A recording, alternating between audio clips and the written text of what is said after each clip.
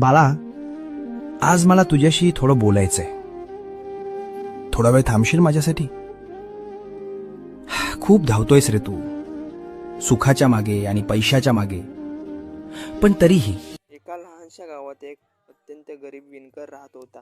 गरिबी होती, हालापेक्षा होता, पण त्याच्या हातात फक्त आणि डोक्यात एकच अक्कलकोटचे स्वामी समर्थ महाराजांची भक्ती होती. तो स्वामींचा परमभक्त होता. एके दिवशी त्याच्या आयुष्यात फार कठीण वेळ आले. सावकाराचे कर्ज वाढत होते आणि ते फेडण्याचा मार्ग दिसत नव्हता. त्याच्या मनात सतत एकच प्रश्न, माझे काय होणार? माझे कुटुंब रस्त्यावर येईल.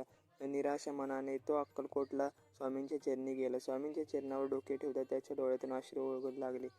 शब्द नव्हते, फक्त वेदना होत्या. पण अंतर्यामी स्वामींनी त्याच्या भक्तीमधले दुःख ओळखले. स्वामींनी त्याच्या पाठीवर हात ठेवला आणि मोठ्या स्वरात सांगितले, भिवू नको, मी तुझ्या पाठीशी आहे. हे शब्द ऐकताच त्याची सगळी भीती नाहीशी झाली. त्याच्या मनात एक अनामिक शक्ती निर्माण झाली, एक नव्या आशा निर्माण झाली. तो घरी परतला आणि नव्याने जोमात कामाला लागला.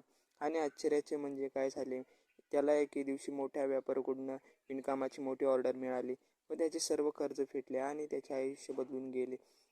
याचा अर्थ असा होतो की स्वामींवर तुम्ही भक्ती ठेवा, निष्ठेने विश्वास ठेवा. स्वामी कधीच त्यांना एकटे सोडत नाही आपल्या भक्तांना. जय श्री स्वामी समर्थ महाराज.